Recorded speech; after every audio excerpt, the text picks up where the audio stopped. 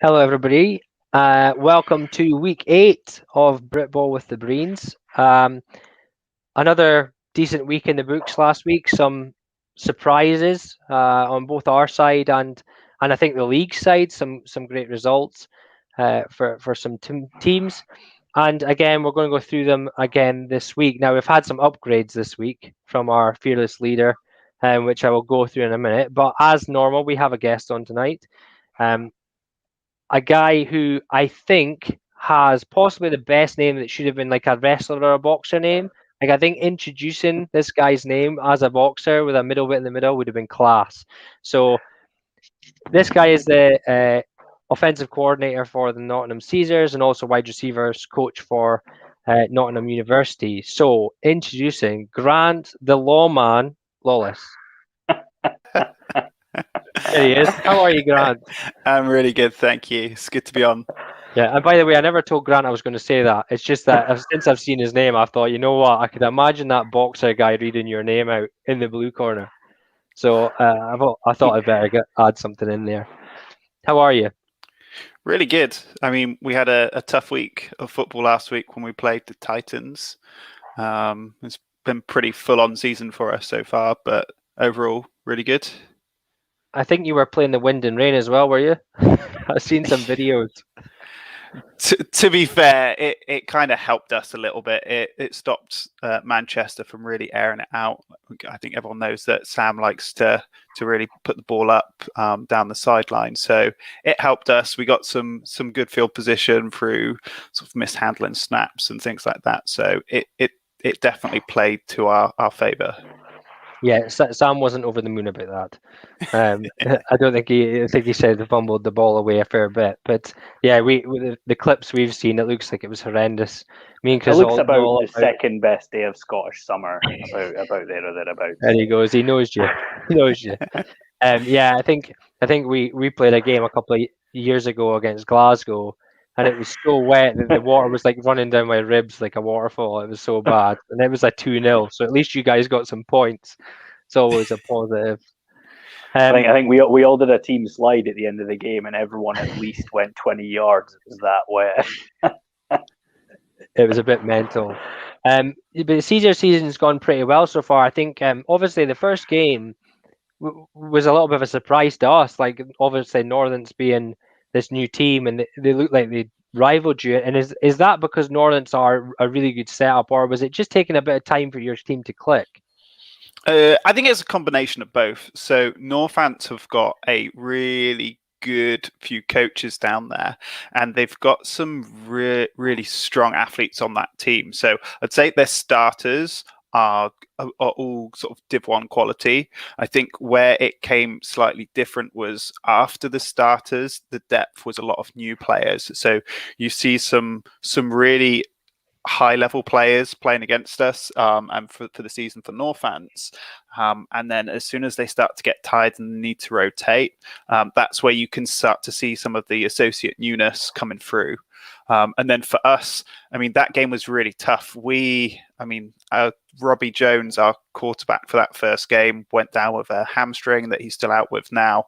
And the game plan for that is he's a triple option QB. He's live and dangerous. In his quarter that he played, I think he rushed for 41, had one pass, and runs the read option really well. So we then brought in Liam McGovern, who him and Robbie have kind of were battling it backwards and forwards, and it's been really challenging QB battle to the start of the season between the two of them. I mean, there are 5 other QBs, but between the two of them, it's been a really challenging battle because they're so different in their style. So I feel that Liam's now locked in that starter role for us.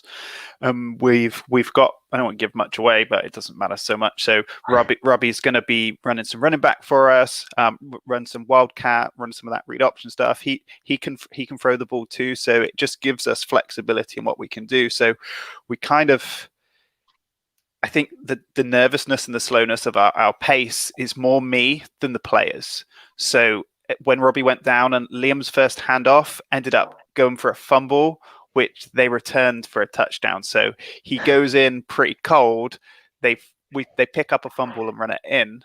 So now I'm trying to to help a really good kid, 20-year-old kid that's played a lot of junior football, NTU, the Cheetahs he played previously, and it's how do we build this play card into him that can build his confidence back up. So we found the right play, and then we took it from there, and he's running with it now. It's good. So he went from first handoff fumble recovery to throwing a dime in the end zone and winning Britball Breens Player of the Week in one game. Pretty good progression. That was the week after, so was he that then the week started after? the week after, yeah. Still in Still one good week, that's progression. not a bad effort, isn't it? Yeah, I mean, that's it also, pretty I mean, you know, I'm sure you've already had the idea anyway, but I guess that also gives you the option of that dual quarterback in the backfield situation. Taysom Hill. Yeah, a little bit of that as well, you know, for a bit of excitement towards the end of the season. I'm sure it's been on your mind. I won't spoil the fun for anyone. So obviously you had that game, and then there was a Lincolnshire game where it was Lincolnshire were playing really well, and then the storm came, and then after the lightning, he just came out and just wiped the floor with them. I mean, just a changing process. Here's the thing, that score, kind of like our score with Manchester, it looked good on us at the weekend because we were in there. It's kind of the same thing with Lincoln. So as much as it was close, I think that first half we got to the red zone and didn't convert 4 times. Their touchdown was a pick 6 on the 1. And we just couldn't bang it in. I think that game, as much as it looked close, we had 450 yards of offense, I think, to their 70. And if you see the tape, we ran one play in the second half. The second half we ran one play. Obviously, it's an RPO, but they just didn't have the adjustment for it. So it was kind of a half-time adjustment for us. Okay, we think this will work. And then it worked. So we kept running it again.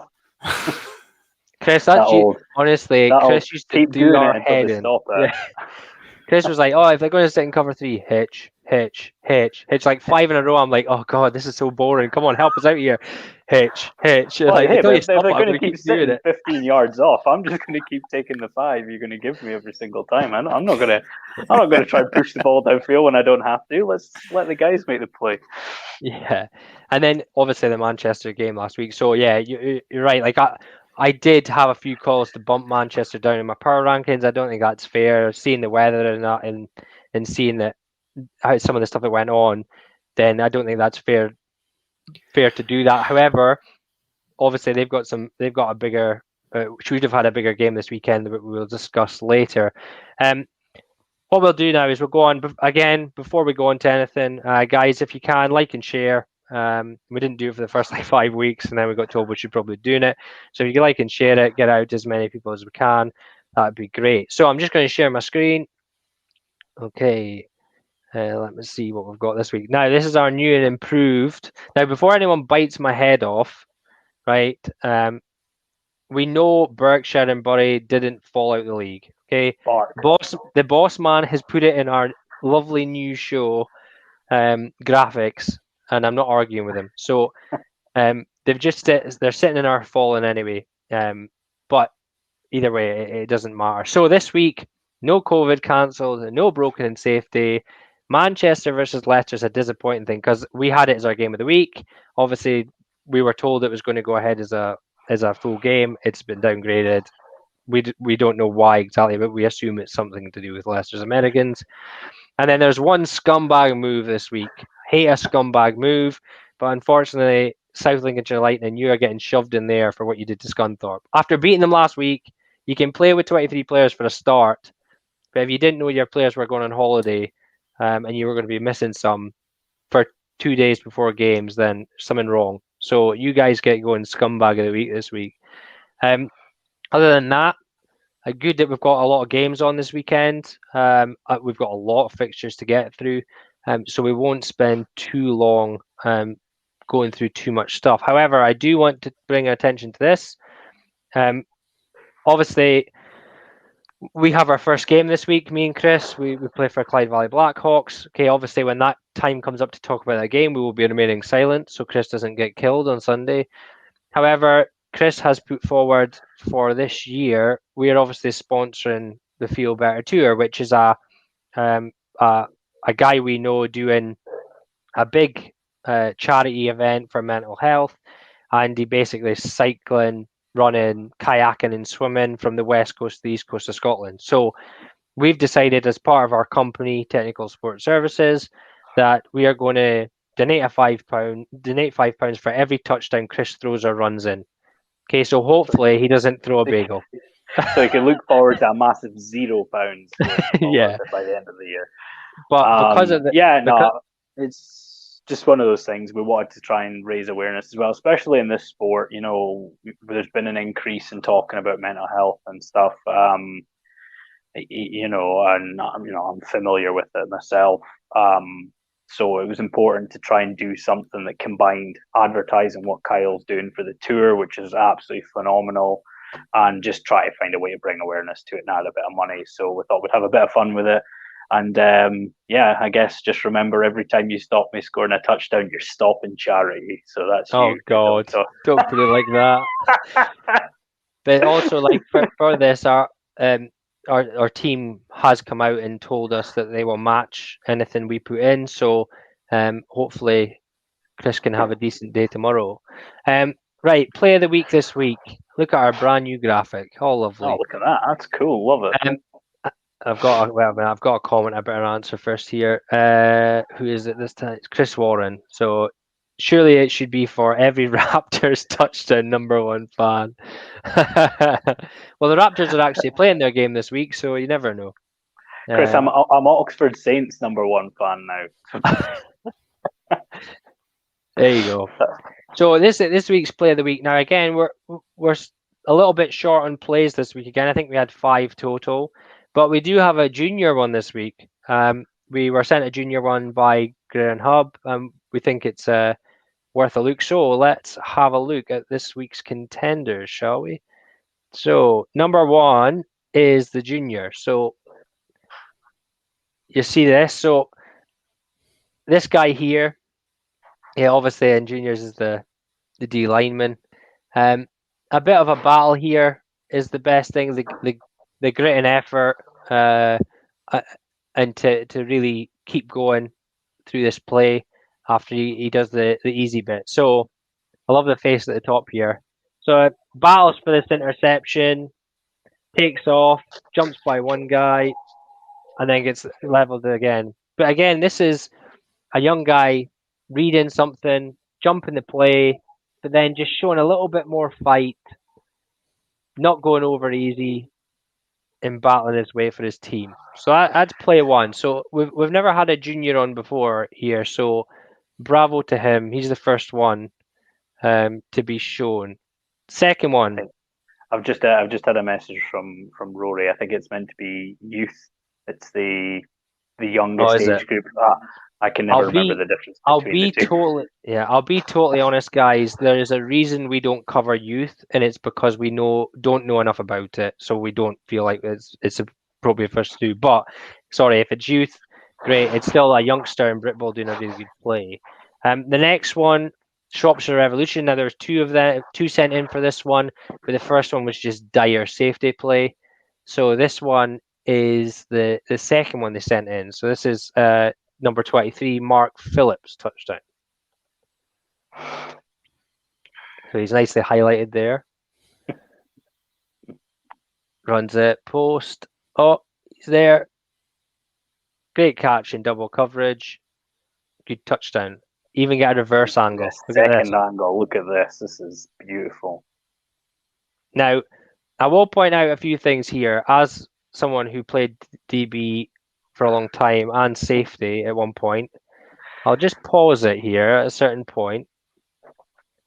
Right, this is your second safety. Now, judging by these guys, is cover 3. So he's potentially down a little bit deeper in the box here.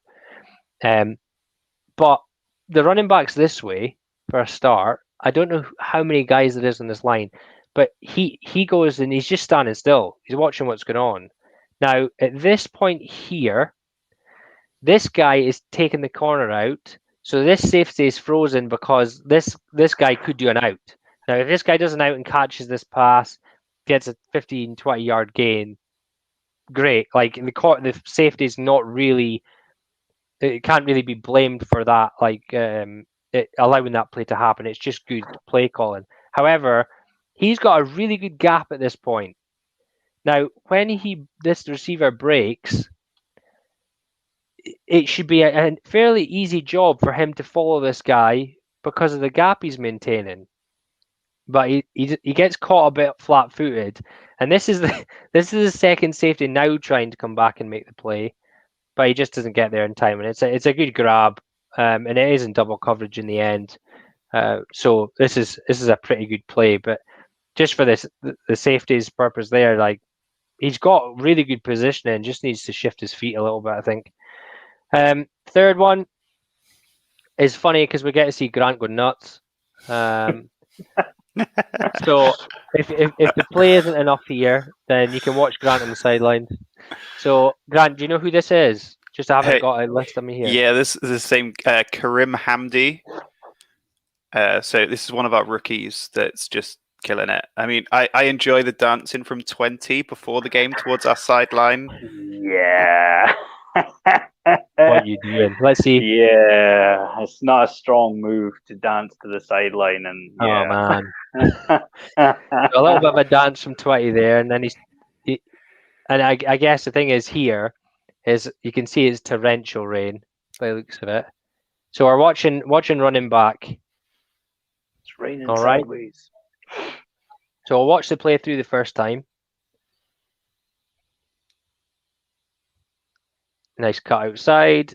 Nobody there. Little juke move, and then Grant goes absolute spare on the sidelines. So I will point out a few things on this play as well, other than 20 dancing on the sideline. I don't know what coverage this is from Manchester, but I'll pause this when this play gets going and point out a few things. Let's go here. Come on, and stop. Right, now, this running back here, I don't know if this play is designed to outside Grant, but we'll not give away all your secrets. Right, this D lineman, he's walked in the way. The linebackers walked in the way. There is absolute zero outside contain here. None. Either he has to outside contain or he has to outside contain. Like there's none. So it gives him a free run. Now, it's a 20 good running back. It is, yeah. It's a great cut, and this is what makes it such a good play. It's a good read. The hole's blocked up in the middle. It jumps outside. However, then 20 on the sideline here gets blocked into oblivion after dancing. And then by the time he's realised what's happened, he gets a little juke move at the end. He's in the end zone. So there's a few things there that you can see make a really good play for the running back. Not the greatest defense from the Titans, unfortunately, but the play itself, it's a good play by the offense, a good cut outside behind the line, and then off to the races. And he shows a turn of speed. Now I've got a lot of comments here. I'm hoping it's not slagging off my analysis. Look, we've had one away, so we've not even voted yet, David. Give it to the youth guy. Yeah, give us a chance. Give us a chance. You know, I do actually have it. Grant, one question: did you send this film to the Titans? I have. I would have loved to have been in the film review room when number 20 got to that play, because I've got a funny feeling it would have not been a good time. Well, Sam has his player teammate backed up. Look, he said he held his receivers to 0 catches, which is good. Like, obviously, that's the biggest thing for a cornerback. However, if it's peeing with rain, catches is the least of the worries. But we know who had contained. Yeah, nobody. This is great. This is Steve. My vote is for the young lad. Unbelievable effort from him. We'll get there in a minute, Steve. Come on, guys. Give us a chance to vote. Youth team FYI. Pool Dolphins under 16s. Yeah, Pool Dolphins under 16s. Sorry, lads. This is Steve. I thought I would post it in my personal account. Well, kind of figured it was you because it wasn't us, Steve. But yeah. So as normal, we get a vote. We'll give the guest the first vote. So I know your own teams there, but we have a really good post route by the guy from Shropshire. Great catch and double coverage. We have the Caesars running back, great cut outside, runs to the end zone, and we also have the young lad. So take your pick. Don't be swayed by the audience if you don't want to be. I don't feel like I can take it away from the young lad. So is a kid from Poole Dolphins? Poole Dolphins, yeah. It's good hustle. I feel like it's going to mean a hell of a lot more to him as well. I mean, Karim's gonna. He's isolating. He's not at practice tomorrow anyway. It doesn't matter. So yeah, let's give it to the kid. Okay, so one for the kid there. Chris, you going to be nasty or are you going to be a nice guy? I mean, the first things first, when I seen this play, I was wildly confused because I do not know enough about the rules of this game and thought, where's my centre going? What's he doing? Wait, he's catching a pass? What's going on? You know what? I absolutely loved it. I mean, he sort of made the initial move. He followed the centre where he was going. He then made a jump on the ball, intercepted it, and then decided he wanted to try and bulldoze over three people. I loved it. It's definitely getting my vote. Yeah, and I think I'll be the same. I'm not going to be horrible. I think it is probably the best play here. The post route is excellent. The catch and double coverage is probably the best, but the safety play is a bit dodgy. To me, the Premiership team should be easily covering that outside run better than that. But it is a great play. But the title here is the best. One man wrecking crew, John Mesher from the Poole Dolphins. So this week's player of the week, I'll go to John Mesher from the Poole Dolphins under 16s. Steve will create a lovely certificate for you and we'll put it out next week. So congratulations for that. John, great effort. I think that's the thing with these plays as well. Youth, junior, the women's football as well. Like, unfortunately, we're a two-man wrecking crew. We don't kind of have the resources to go and sort of look at everything. If you want your plays in, send them in to us as well. Absolutely, 100% want involved with them. So feel free to hit us up with those too. Yeah, honestly, guys, guys, fire us in the videos. Like, we love watching them, as well as picking them is great fun, and also gets a bit of airtime for your club. Right, so on to the fixtures this week. Now, first of all, we should have had Manchester's game of the week. Unfortunately, it's been downgraded to a controlled scrimmage. However, this one was second on our list and was outvoted by 2-1 on our votes to see who gets game of the week. But it should be an absolute cracker. Now, some of the scores I've seen on this post are wildly conflicting each other. So I've seen folks say up to like 40-0 to the Olympians or the Thrashers, and then like I've seen ones that think it'll be like 6-6 or stuff like that. So this could be a really good game. Now, I'm really excited to see this game because the Thrashers have never played the Southern Premiership Division teams in this era. So they've not played the Olympians, and I think this will be a big tell of exactly where they're at. Now, they came out and they thrashed Sussex, and we thought, damn, these guys are ready. Yeah, I never even thought of that. They thrashed Sussex, and then we thought, damn, these guys were ready for Prem. But since then, Sussex have kind of showed us that they're not where they were. So, and the Olympians, we thought they were going to beat the Blitz, and they end up getting trounced 36-0.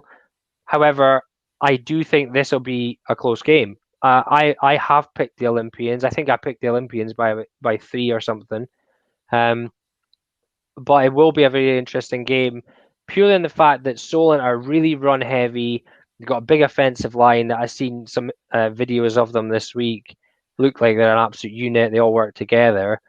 But if the Olympians have that big defensive line to stop them, then it then becomes a tough challenge. Can they get the QB going? Can they work the receivers? So that's where the game becomes interesting for me. If the Olympians don't have a big D line and can't stop the run, then the Thrashers might run all over them. So it will be an interesting one for me. I have went with the Olympians by 3 for this. Chris? Yeah, I mean, it's one of those games, isn't it? So, we want to see games like this that we're supposed to be playing in the Premier Division against each other this year, last year, before COVID. We know how strong that front is, the offensive line for the Thrashers. We don't know a huge amount about the Olympians. I think my only thing with them is that I had them as maybe taking that next step towards, maybe challenging the Blitz. And then they kind of got blown away last week by the Blitz team. And yeah, I think they're going to have a really hard time stopping this Solent offense, and I think the Thrashers will win. Grant? So I played for the O's for 3 seasons, and I've probably got a bit more insight into where they're at. So I feel that the O's right now are in a development stage. They've got a really young, new squad, lots of new players coming in, and have come in. I feel that Solent might take this. I think it's worth noting that Rick Ayoub and Steve Rains know each other really well, years and years of football against each other. So they'll know, or think that they'll know, and they'll be going counter punches before the actual punch. And it'll be, I think, a very, very close game. But I just think the size of the Solent squad is what's going to be the difference. Yeah, the Solent squad's massive. We've seen plenty of evidence of that. It's going to be huge. So that's split there. You guys both think Solent, I think Olympian. So again, I was totally wrong last week with a few results, so it wouldn't surprise me. But I think it will be a really good game, and it will certainly shake up the power rankings if this ends up as a hammer in either way. Right, into our games. So I'll just stop sharing that. To into our games this week, we have a load of games. I think we had 19 in total, so we've maybe got 18 now. So we'll start rattling through these. So the first one, back up in Scotland, is the East Kilbride Pirates versus the Inverclyde Goliaths. Chris, you can go first on this one. Yeah, well, this is the Goliaths' first chance to test himself against Division 1 opponents since they got promoted after winning the NFC 2 in 2019. Unfortunately for them, they're also playing the East Kilbride Pirates, and the Pirates are fresh off their win against Edinburgh Wolves, and the Pirates will likely have too much. Grant? Yeah, Pirates. Right, yeah, that's it. Yeah, I think you're right. I think we've seen Inverclyde, and they are a physical unit. One thing they're really good at is running the ball. One thing that East Kilbride Pirates apparently were really good at last week were stopping people running the ball. So I believe they've recruited really well. I thought that if the weather was bad, it would actually work in the Wolves' favour, but by the looks of it, it worked in East Kilbride's favour. And although I've had people tell me, oh, they're not the Kings of Scotland, they're still the Division 1 team. Right now, they're the Kings of Scotland. I don't care what you say. And really, they proved me wrong last week.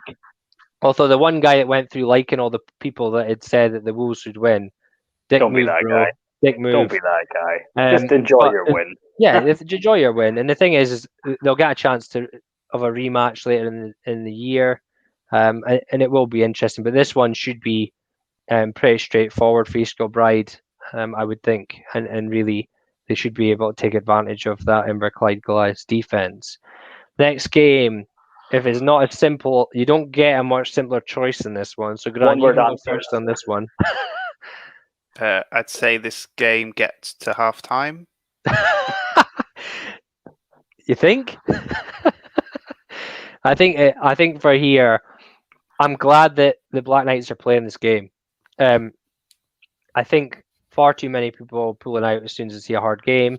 I can understand if they were to pull out, but over the last few weeks, we've seen some of the lower end teams going up against some of the big guys, and yeah, you take a hammer in, but it's not nasty. You probably learn from it. And as we said last week, the Black Knights, we looked at some of the pictures and there was like helmets from loads of different teams. So they're maybe building something, trying to recruit better. So all this kind of stuff comes in, and the Bristol Aztecs will go out there, they'll take care of business. Unless they win by 10, they're not going to move in my power rankings. So I expect them to go out, win the game, and that'll be the end of that. Chris? Well, I mean, I said one-word answers, and you clearly blew past that. So, Bristol. But one-word answers that can't have us all doing that. But sometimes you won't get a one-word answer for this next one. All right, so I'll go first on this one purely because of the last game. Now, Merseyside went into that game, and Chester had only scored one offensive touchdown against Halton. And we all know how that went. And then they went up against Merseyside, and everyone thought, oh my word, Merseyside are going to hammer them.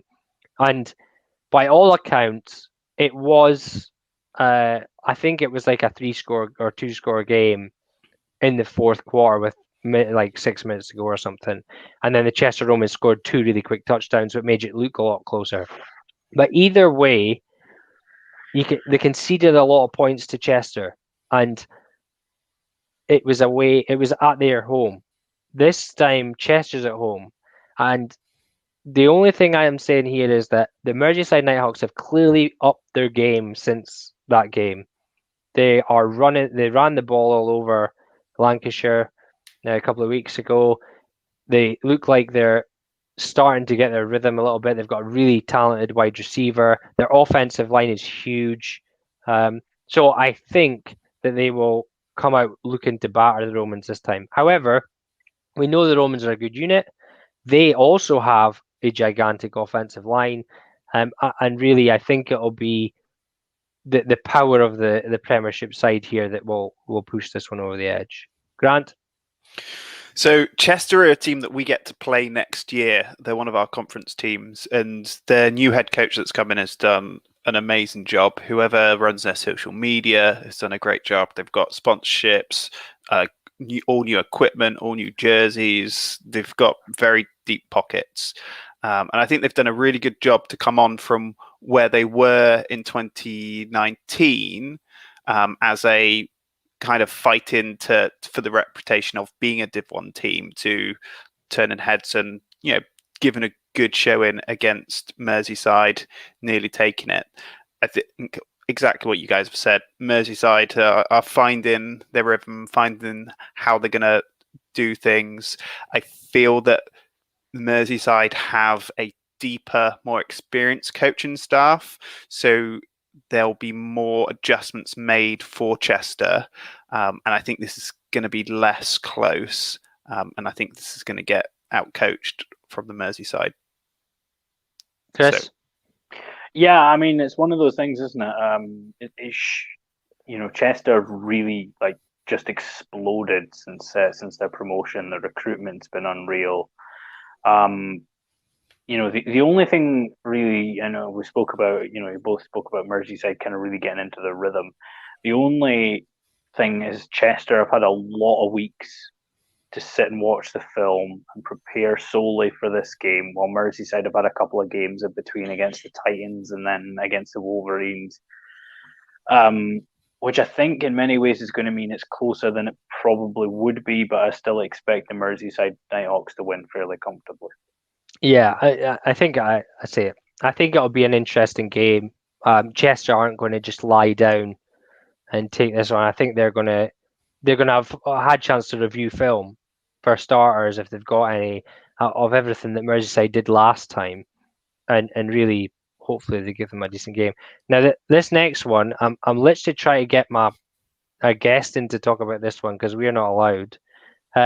But Grant, I can let you have a go at this one if you want. So this is we can talk about it. We just can't make a prediction. Yeah, this is our game. Okay, so this is the Dumfries Hunters versus the Clyde Valley Blackhawks. Now the Dumfries Hunters are at home. We're traveling to them tomorrow.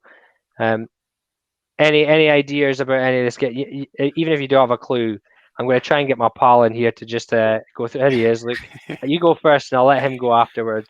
So I don't know a lot about these teams. I know that last season you played, you had a draw, and then Blackhawks won one of them. I don't know a lot. I guess I have to go with Blackhawks because this is your show.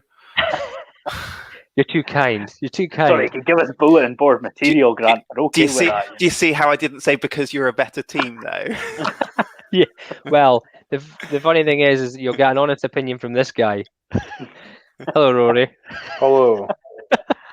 Would you like to give an honest breakdown of the Dumfries Hunters versus the Clyde Valley Blackhawks? Because we have no bias here. I'll try.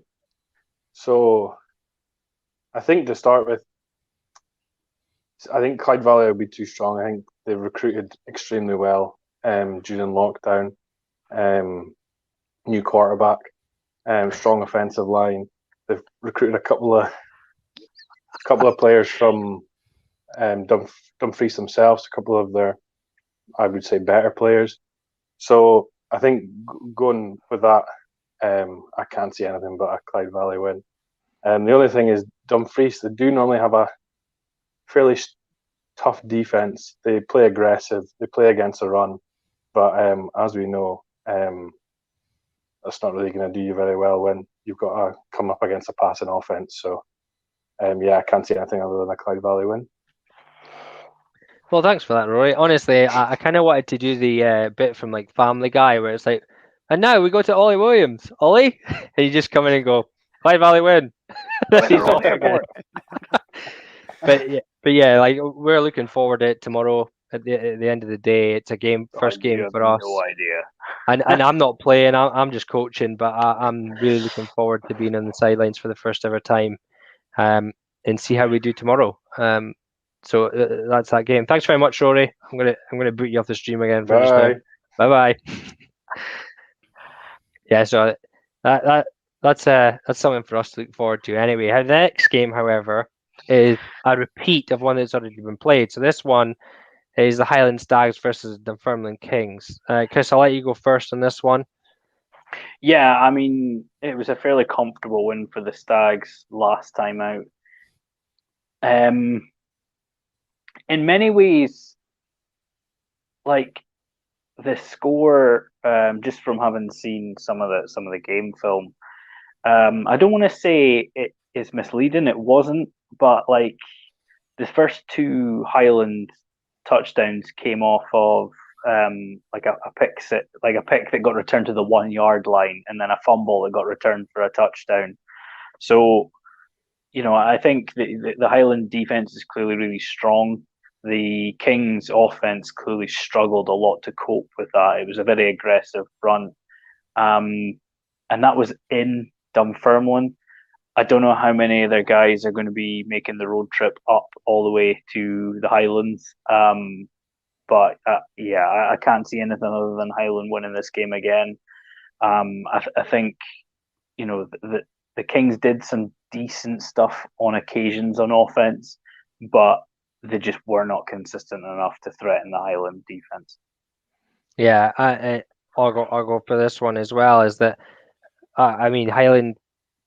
This name suggests that they're far away. They literally play in the middle of nowhere. So, there is Dunfermline. If they don't bring a full squad here, it could get pretty nasty. Highland might have more players available that didn't travel to Dunfermline, which itself is a scary thought. Oh my word! Look at this comment.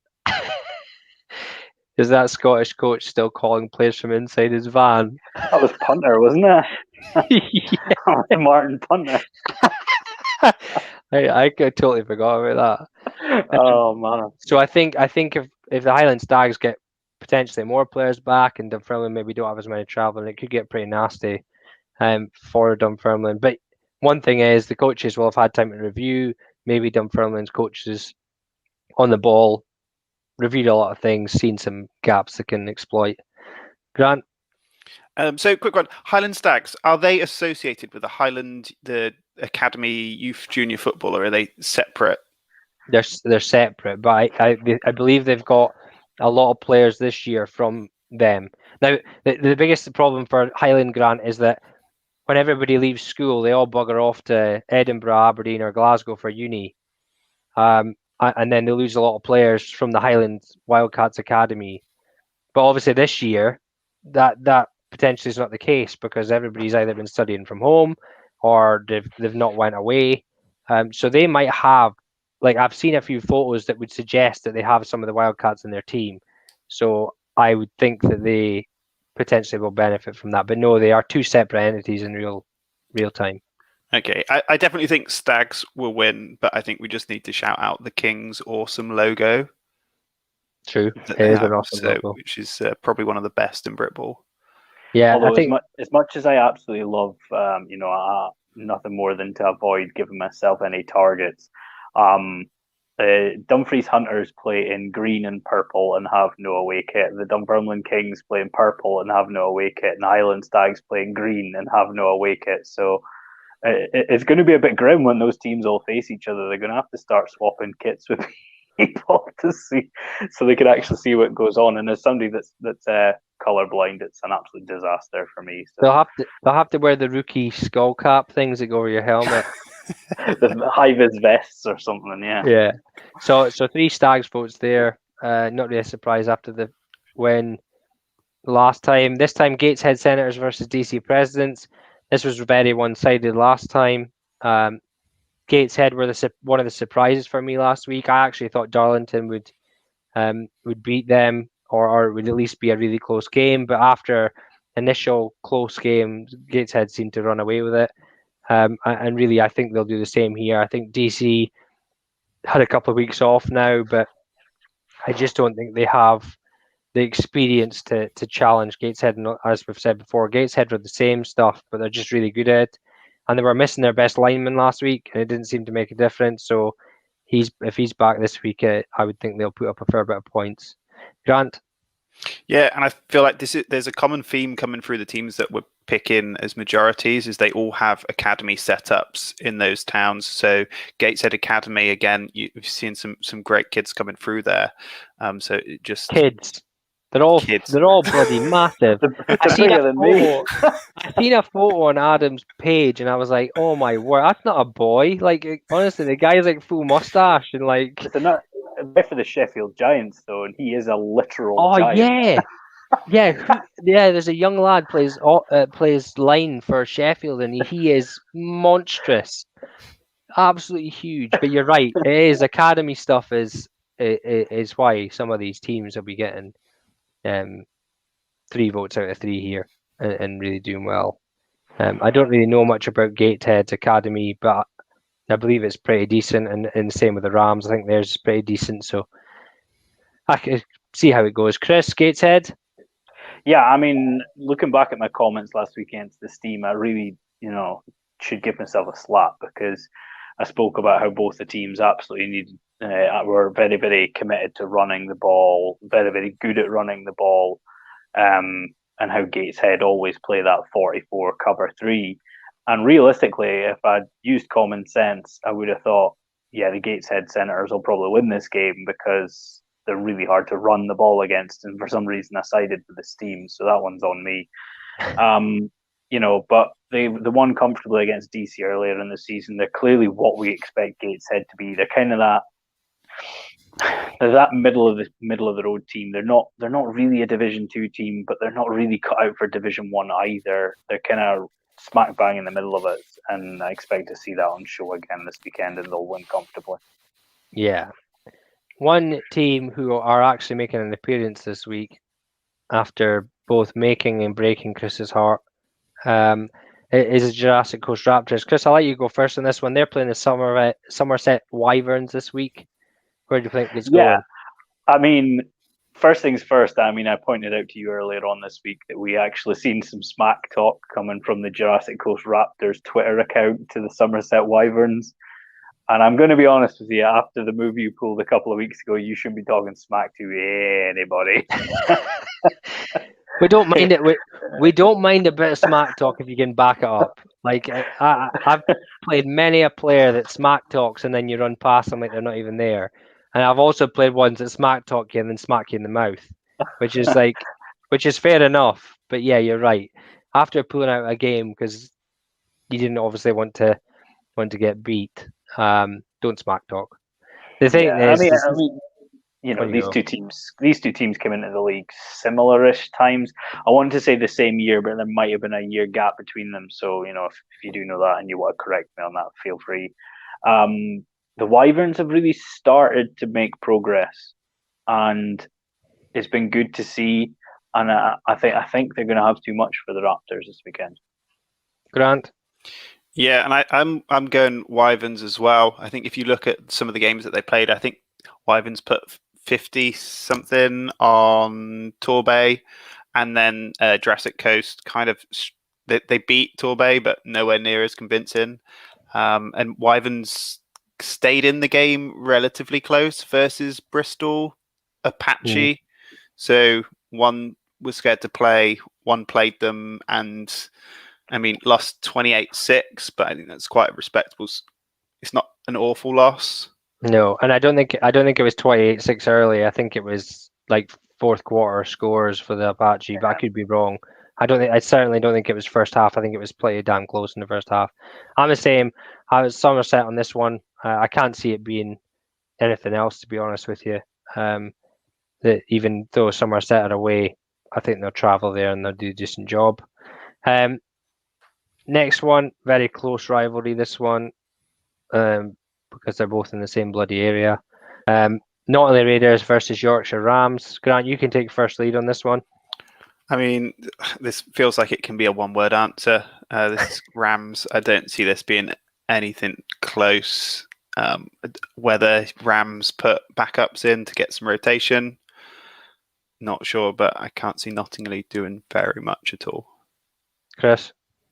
Yeah, I mean, we've seen Knottingley have looked really good all year, actually. And, even looking back to that game that got called just after halftime against the Giants, it was 20-6 when it got called. I think the Rams have looked really strong this year, and there's absolutely no reason why they won't win this game. Yeah, I think we're the same here. I think that the Rams kind of picked their season up at the end of 2019, and they look like they've got a much bigger squad than they did when they played us in 2019.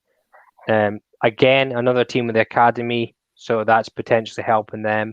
And really, they should have way too much for the Raiders. I'd probably expect this one to be up over the burger, but we shall see. Next one is an interesting one. London Hornets versus Wembley Stallions. Hornets over the last couple of weeks, they started really well, and then they've started to look a little bit dodgy in areas. They took a pretty hefty defeat to Hertfordshire the second time. Was it Hertfordshire I'm speaking about? They lost to Hertfordshire in a fairly close one. Then they lost fairly convincingly Hertfordshire, and then last week they got hammered by the Blitz B. Ah, yeah, they got hammered by Blitz B. And then, so this is the Wembley Stallions who, other than the one draw against Blitz B on Euro finals weekend or whatever it was, Wembley Stallions have been pretty good this season. They've won all their games. They've had some plays of the weeks come in. And really, I think that even though they're traveling to the London Hornets, I think they'll be too much, and I think they'll probably win this one. Grant?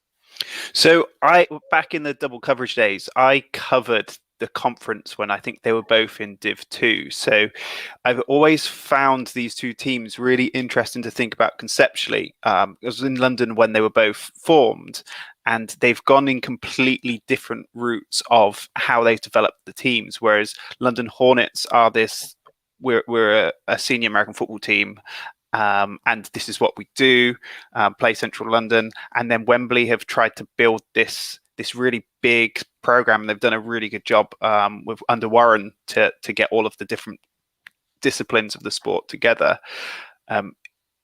This will feel like a real rivalry game for them because they've just been going at each other for the last 5, maybe 6 years now. Wembley feel like a better team, but Hornets I've always found, depending on who turns up for the game, have the ability to just blow your head off, and like they're a really physical team and will hit you as hard as they can. And I feel like the Stallions are a more cerebral team. They're more about scheme. So this is kind of the opposite end of the spectrum. Wembley should win, but I think I'm going to go with Hornets. Good. Going for a call there, Chris? Yeah, I mean, I think the thing is with, I had Hornets pegged as one of the teams challenging to win this division at the start of the year. I had Wembley finishing sort of middle of the pack, and they've kind of already sort of taken to proving me wrong quite quickly there. They've had a great start to the season. I think what we're likely to see is, because what we've seen from Wembley is a lot of this ground and pound, strong defense, run it down your throat football. I think normally that would maybe sort of play into how the Hornets like you play. The flip side to that, however, is that the Hornets are coming off of back-to-back defeats to the Cheetahs, where the numbers weren't that high. Then they got really heavily beaten by the Blitz B, and by all accounts, the numbers weren't that great either. And I kind of think that's going to take its toll. And I think eventually that ground and pound of Wembley is just going to wear them down, and they're just going to run over the top of them. Yeah, I think it's going to be an interesting game. As I say, it's in London, and Grant's right. If London have their full squad like 2019, London were probably a much stronger team than Wembley at the time. But as I said before, we thought Wembley would take some steps this year. Now, the next game took me about 20 minutes to decide who I thought was going to win. So this will be interesting to see what everybody else thinks. So this is the Rushmoor Knights versus the Sussex Thunder. Now, I've picked the Rushmoor Knights here purely because they're at home. Because they've both lost to Bournemouth now. I don't know what happened to Rushmoor last week because they went from winning 38-0 to then losing. What was the swing, Chris? 44-point swing? I think it was 31-8 to, I want to say 26-7. I think it's a 44-point swing. Which is nuts. Which 23 and then 21. Yeah, that would be it. It was a 44-point swing from 2 games, which is terrifying on all fronts. Yeah, I think I've only seen that happen maybe like 2 or 3 times in Britball. That's a huge turnover there, and really Rushmoor after week 1 looked brilliant, thumping Bournemouth. But then obviously they've gone back and they've lost to Bournemouth. Sussex have lost to Bournemouth, so now it makes it a really tight game. Now, I say I've picked Rushmoor just purely because it's the home tie, and I think that if they can get their offense going again, then they might cause Sussex some problems here. Chris? Yeah, I mean, I think it's one of these things as well. Like, we look at the games and, we had Sussex pegged, Sussex and Solent had kind of went back and forth for the last few years, and you thought, well, okay, Solent are still in the division this year, but you'd expect Sussex to maybe be that second team. Rushmoor obviously looking to bounce back after the relegation. It'd be a decent game. And then the season started, and Rushmoor blew away Bournemouth. Sussex got blown away by Solent, and then they lost to the Bobcats. And you're starting to think, what the hell is going on down in the south? I've just got no idea what's happening anymore. But now it looks like Rushmoor are going to be that team to maybe give Solent a game.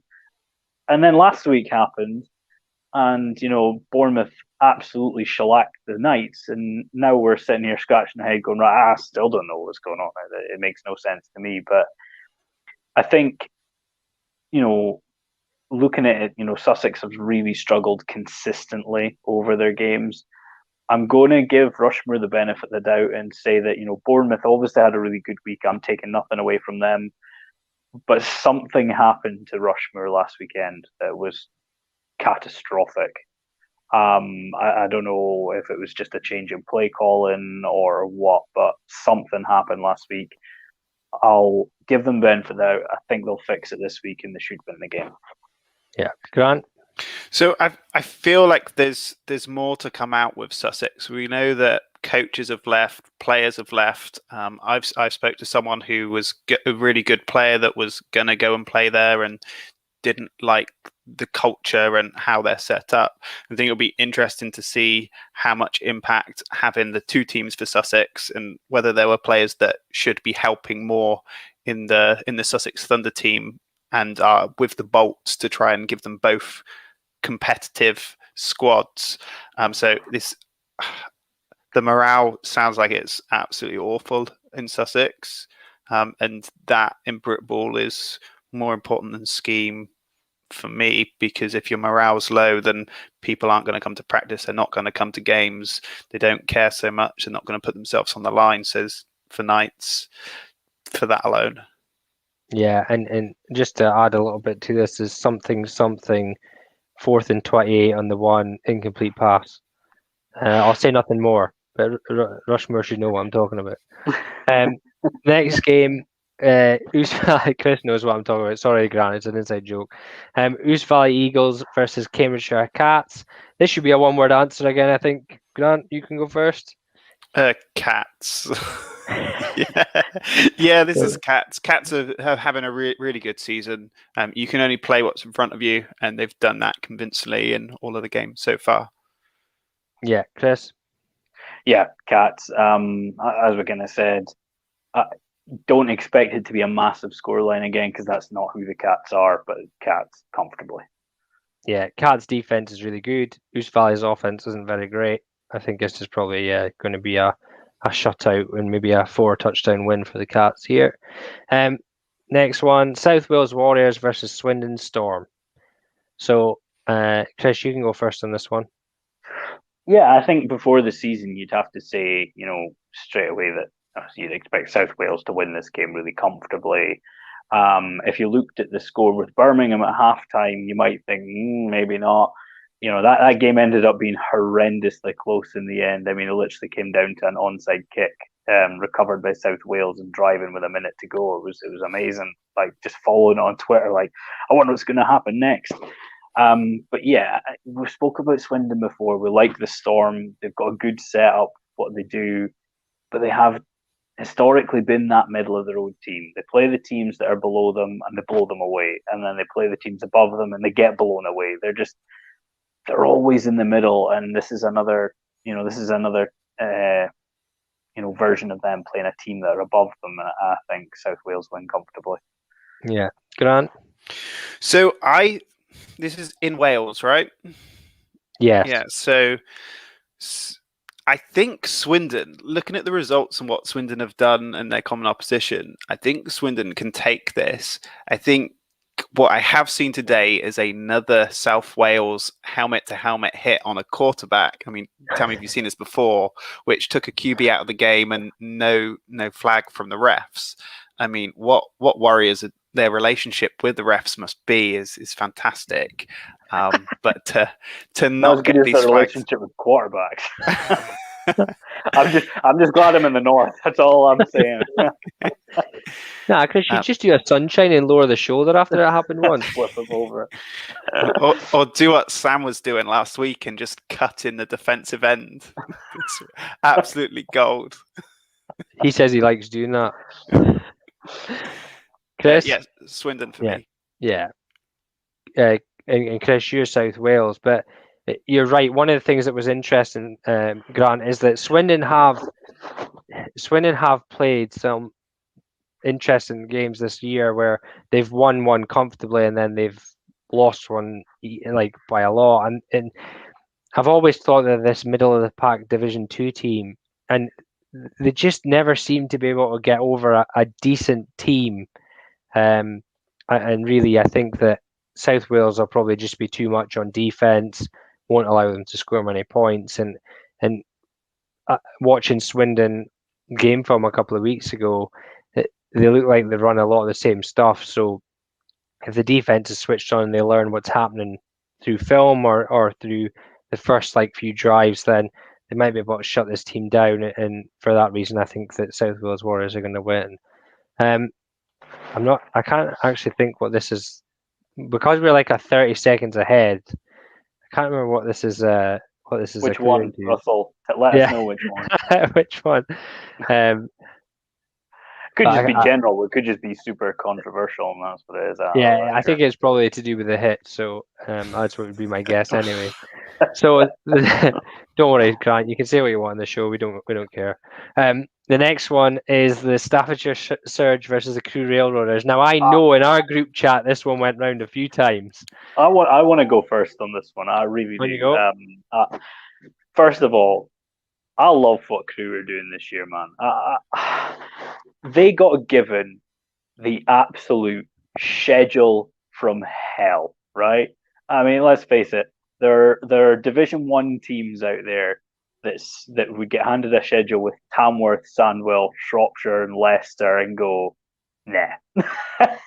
You know what I mean? And they have turned up. They have played every single game despite the scoreline every week. I you know what? I love what they're doing. The flip side to that is I think they're going to suffer for it this week. Staffordshire, they missed a game against Shropshire because they were struggling for bodies. Last week, Crewe took on the Tamworth Phoenix. I think they're going to suffer, and I think the Surge are going to win. And I hate saying that because I really want Crewe to win the game, which I probably shouldn't say either. But I really want Crewe to win it. But I think they're going to pay the price for having played all their games. Grant? So I think the Crewe players are going to find that this game is moving in slow motion for them.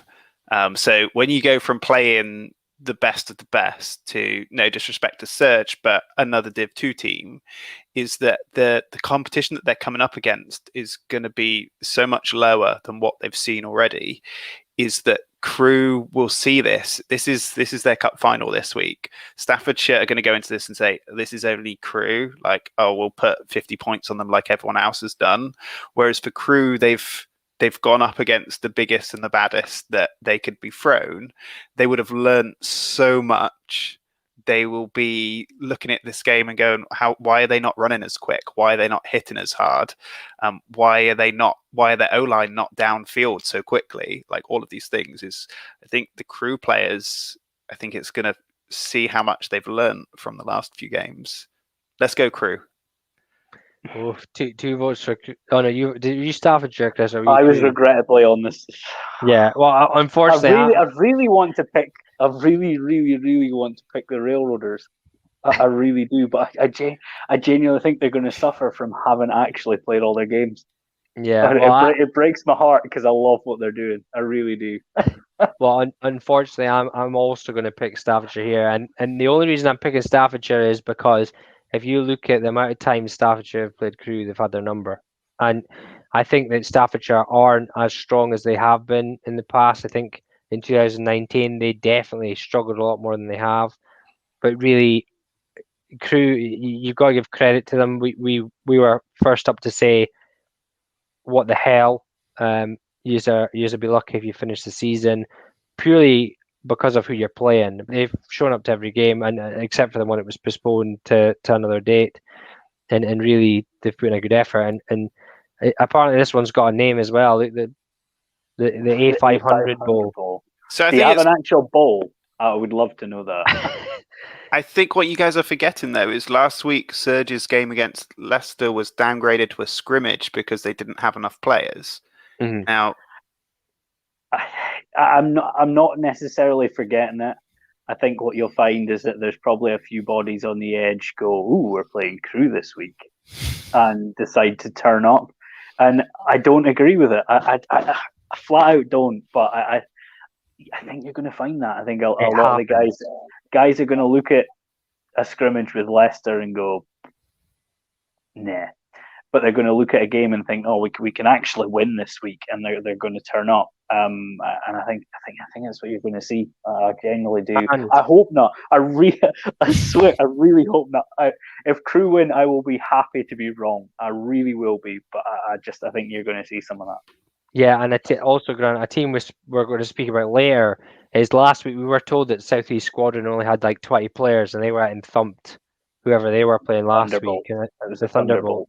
And I think a lot of folks said the Thunderbolts would win. So sometimes it's something I've said before, is that sometimes the Division 2 teams, you only need 20 really good players to compete against another Division 2 team.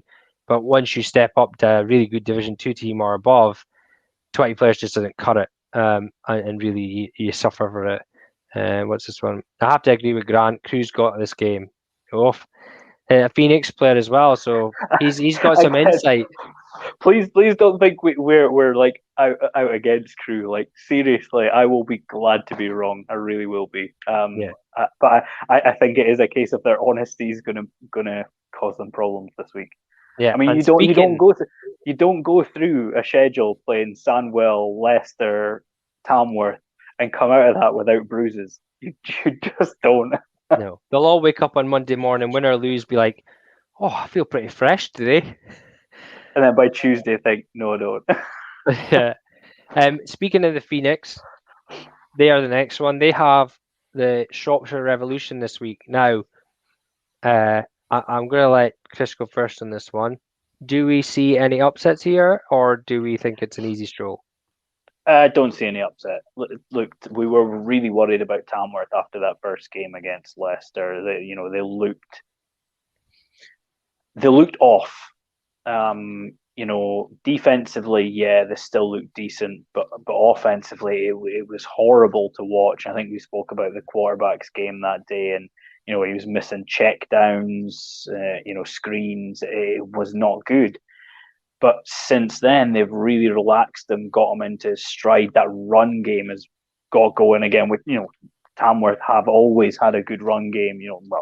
especially over the last few years anyway. And like, now that they've really got that going, most teams would struggle to stop them. And as good as Shropshire have been this year, there's a huge disparity. And I know head-to-head doesn't always work, but there's a big difference between 66-0 and 13-0 against Sandwell. And I know Sandwell had a bit of time to kind of iron out a few things, but I think Tamworth win comfortably.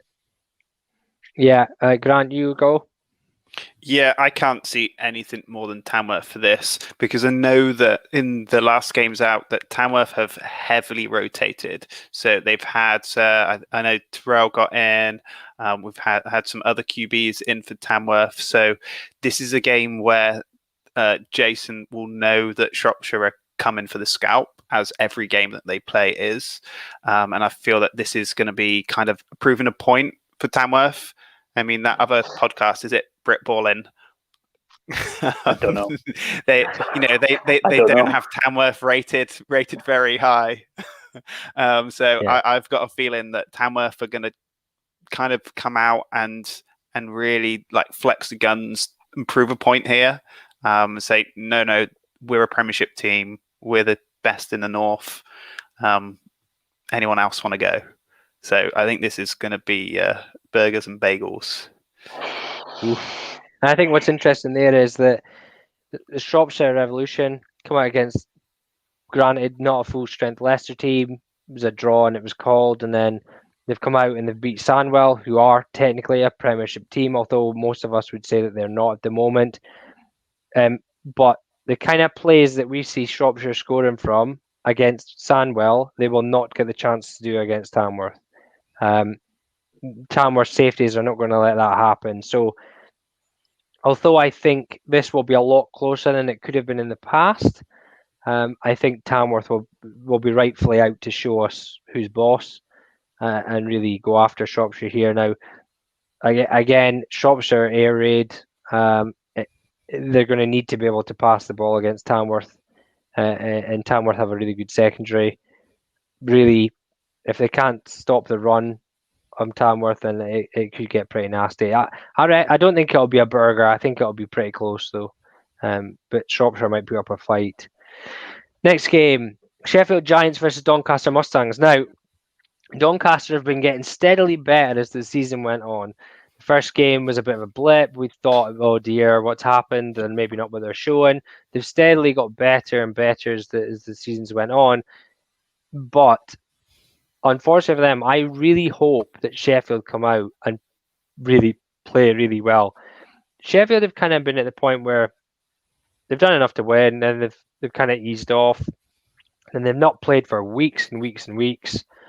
And now they're going to come up against Doncaster. Now, if that was me and I'm playing in that team and we're a Premiership team, and we've not played for like 5 weeks, and then we're going up against Doncaster, I'd be wanting to go out there and hammer them.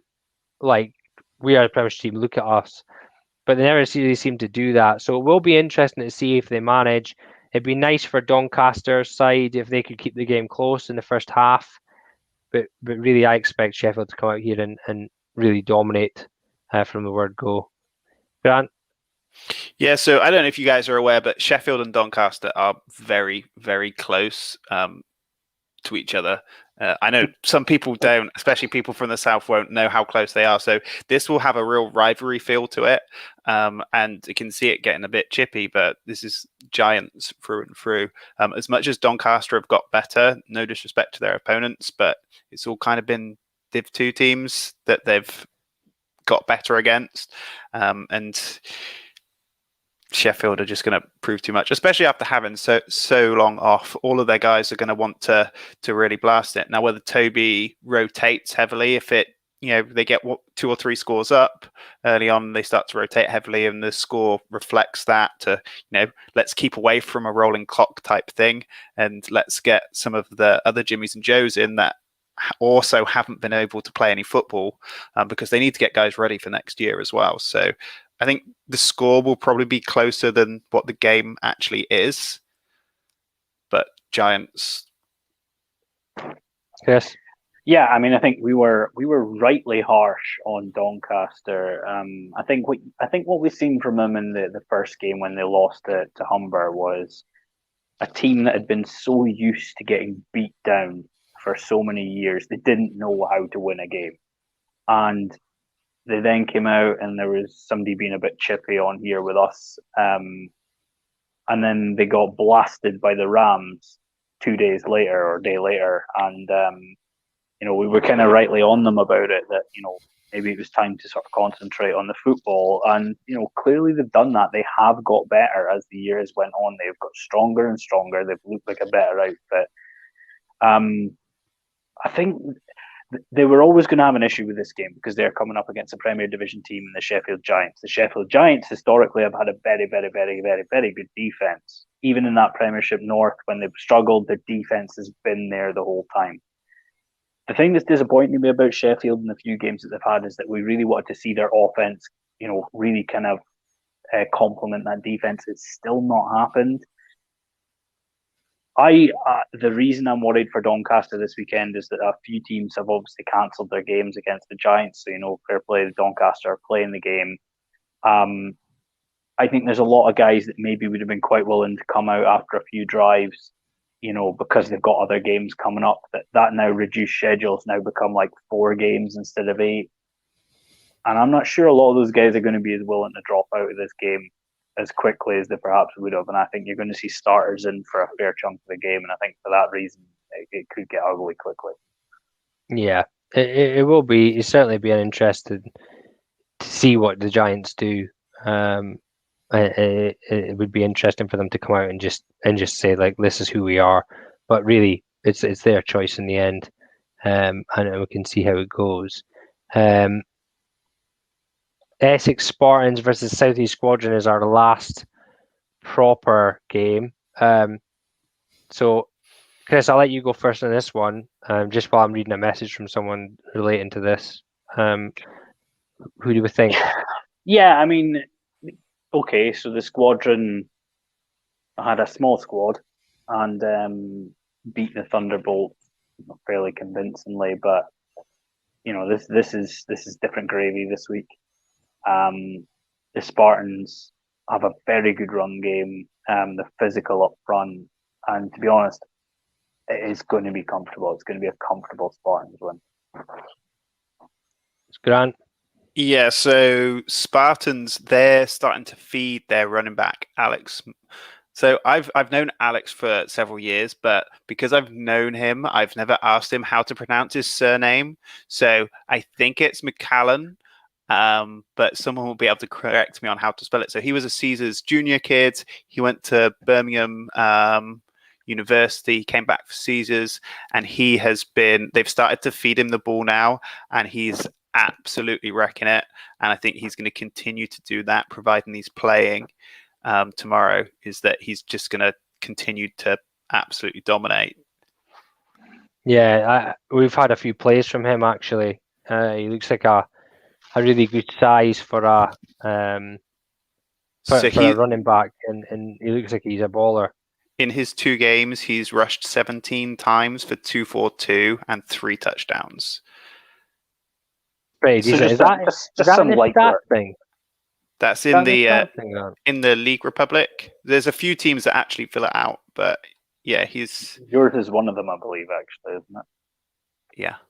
Yeah, I've seen that before. I did look it up and was like, it's like 3 or 4 teams putting them in, but I have looked at that once or twice to see what we can find out from it, but not much.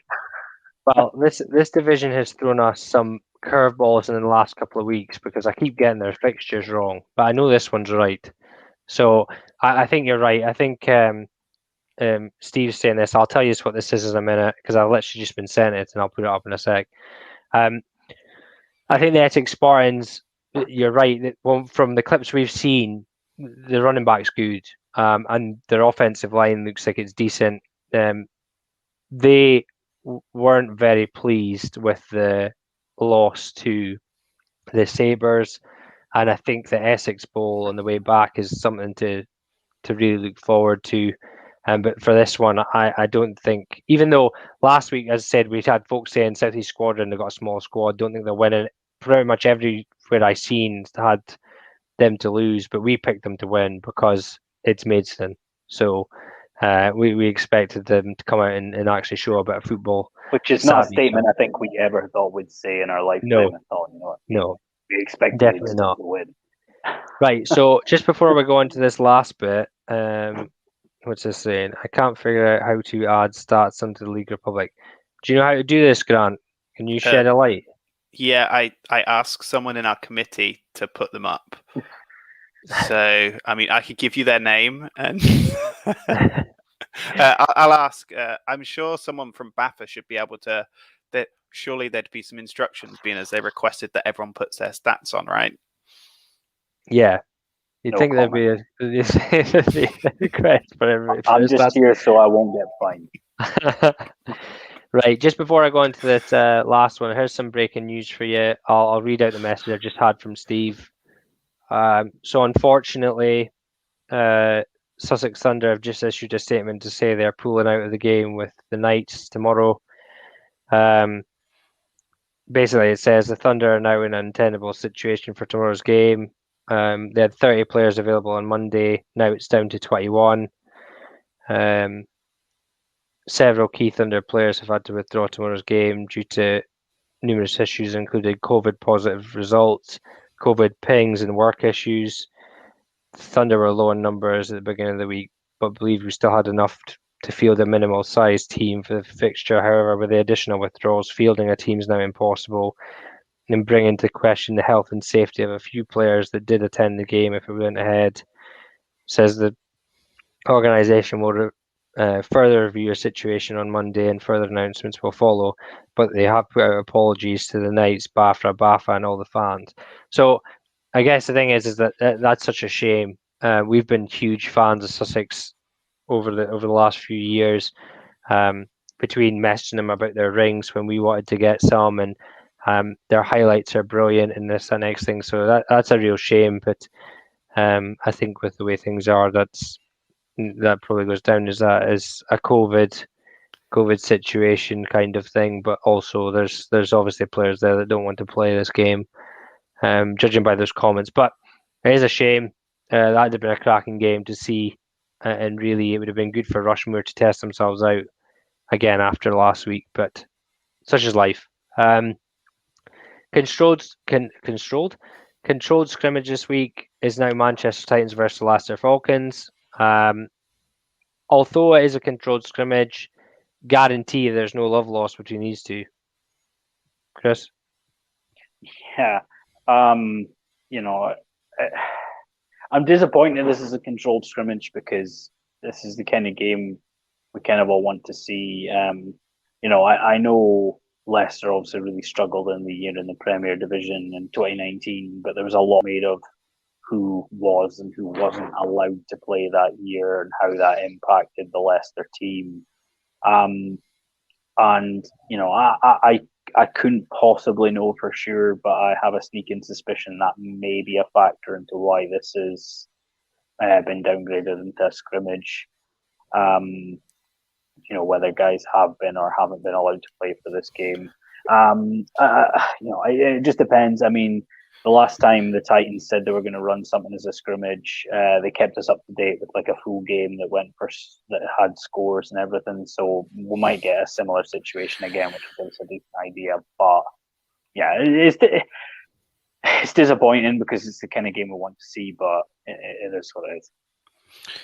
So I think this is sorry, I'm just taking over now. So I think that this controlled scrimmage is probably more in this than we're thinking. So the Lancashire controlled scrimmage was around referees and not having referees. Now I understand that there are referees booked for this game, and the referees are we called it a game because it looked and it smelt like a game. So we spoke to Manchester and said, well, let's just call it a game. You're traveling, we've got refs, it's a game. Like whether BAFA put it in a record or not, who knows? But we said, let's have this as a game. Now, if Manchester have refs, they're happy to call things a game. the refs at our game last week, we didn't do a card check, but the refs requested a copy of our roster regardless. And the ref said to us is, any meeting between two teams where there are referees, you have to give the refs a numbered version of your roster.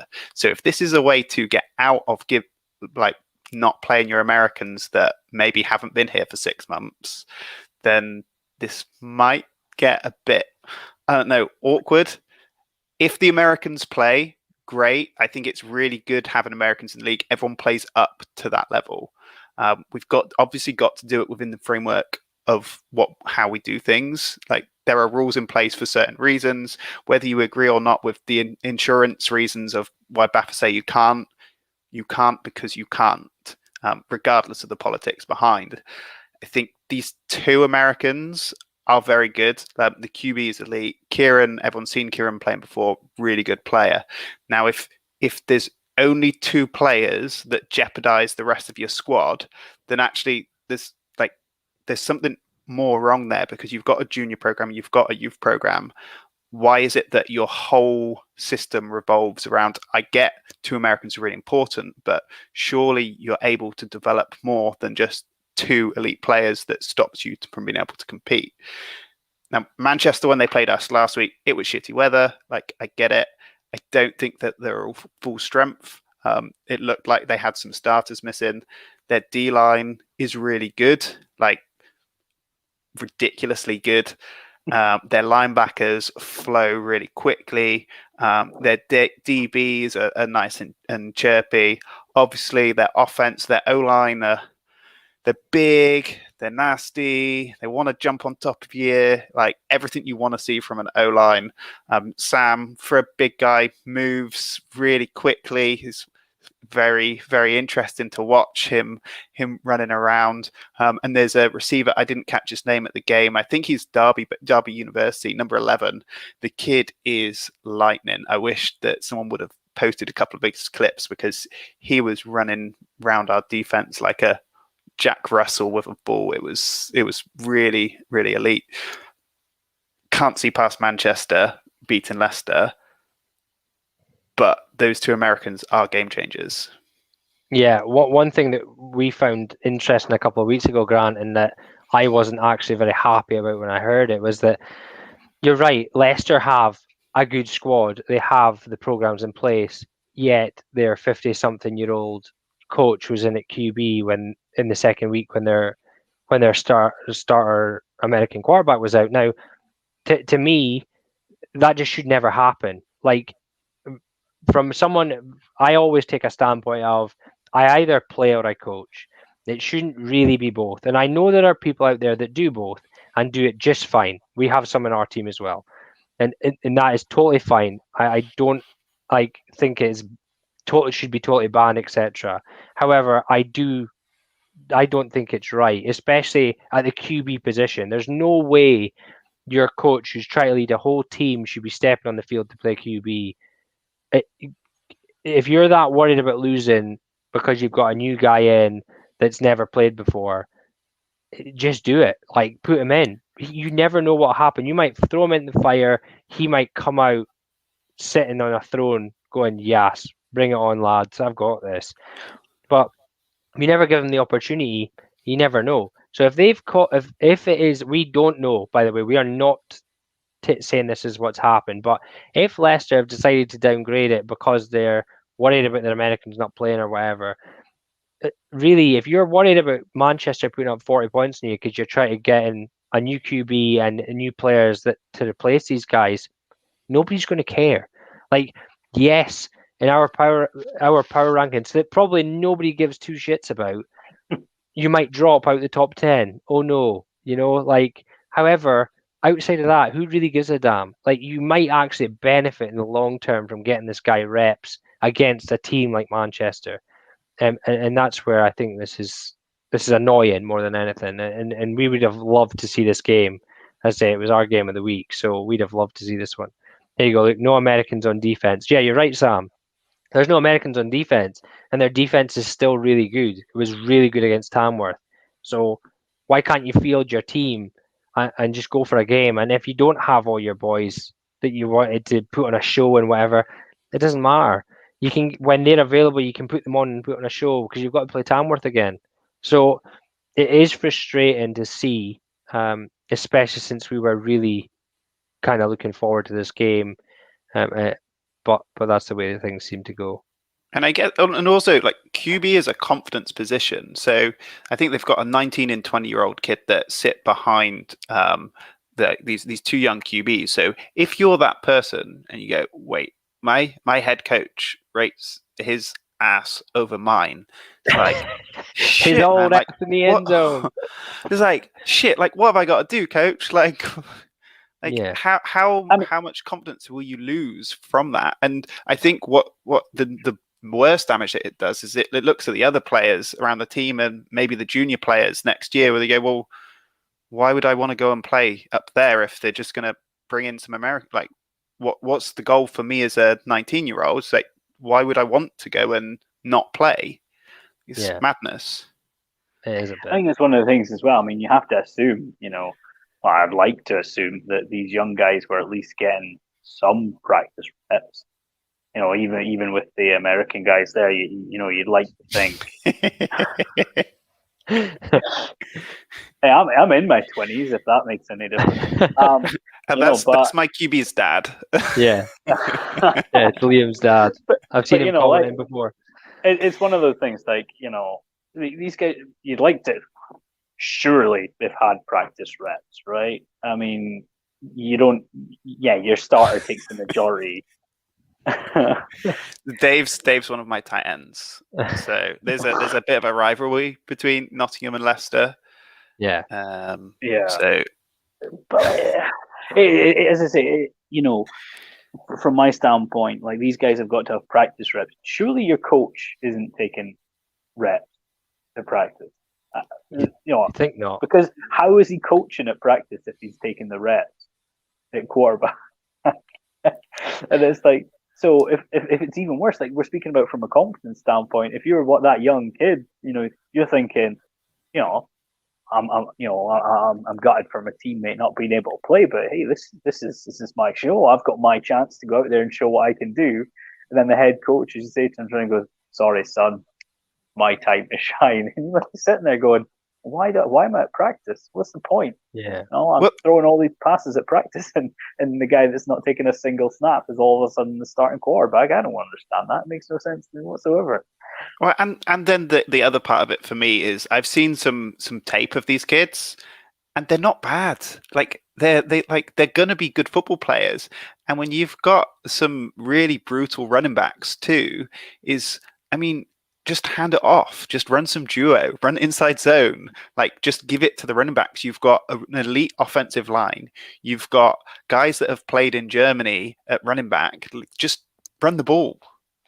Give your QB experience. I think the thing is we're talking about whether this has been downgraded as a test scrimmage instead of a game for whatever reason. But again, ultimately, these guys going up against Manchester Titans, who are one of the elite teams in Britball, what better experience can these guys possibly get than going up against these elite defenses? That's what it's about. So, I really hope that's not the reason why it's been downgraded. I hope there's something else somewhere that someone, just doesn't either wants to tell us or doesn't want to tell us. But if it is disappointing to hear that if that's the case, because these guys, that's important for these guys to get to go up against these teams. Most young quarterbacks will never get that opportunity. Give them that chance to go up against these elite teams. Yeah. Russell's saying here that the game situations are more valuable to players than scrimmages. Yeah, they definitely are. And I think I'll give a good example here, and Chris won't like this because it involves him, but we used to play for a football team years ago, and one game we showed up, there was only 12 boys, and our star right back was only 11 boys. There was 11 boys. There was supposed to be 12, and our star right back was the 12th guy, and he was supposed to show up, and he never appeared for kickoff. So rather than put Chris on as the 11th guy, they actually played the game with 10 men for 15 minutes while the right back showed up. Chris, did you ever play football again? It was the last time I ever went near a football field. Last time you ever went near a football field? Do not get me wrong. I am an atrocious football player, but surely to God, it's better to have 11 men out there than 10. But apparently not. So that was the last time I ever. And we talk about it's hilarious. But I was 17, 18 at the time, and I've never went near a football field since. I'm 29 now. You know what I mean? So that was me. I never tried again. Did they sub you on? No, I never came on. As soon as the guy that was supposed to be coming, the 12th man, he was supposed to be 5 minutes late. He turned up half an hour into the first half, so we played half an hour with 10 men, and then he came and he went on the field. And the minute he arrived, I left. Crazy, but it just shows you that kind of situation. Just shows you that kind of situation, what can happen. But I was a kid, you know what I mean? I'm 18 years old. I'm a kid at that point, and that's it. That was me. I was never going to play football again. Yeah. So these things are important. Yeah, they are. The last game we had was obviously cancelled. Scunthorpe versus South Lincolnshire. Boo, not happy. But other than that, we're done. So again, as usual, guys, thanks for listening in. If you have games tomorrow, please hashtag Game Day Live and let Steve and Oz or whoever is hosting tomorrow run you through the scores. Hopefully, I might get the chance to update some things live from our game if I'm not getting my backside kicked in the coach's box. So we'll see how that goes. But if you keep putting this in, it keeps growing the game. Again, when your clips come in, send them into us. Like we'll give you airtime. If you want to come on, let us know. We'll get you on, and really we'll try and grow the game from there. But otherwise, just a big thank you to Grant for joining us tonight. So thanks very much for that, Grant. You're welcome. And we will see you all again next week. Thank you very much. Cheers.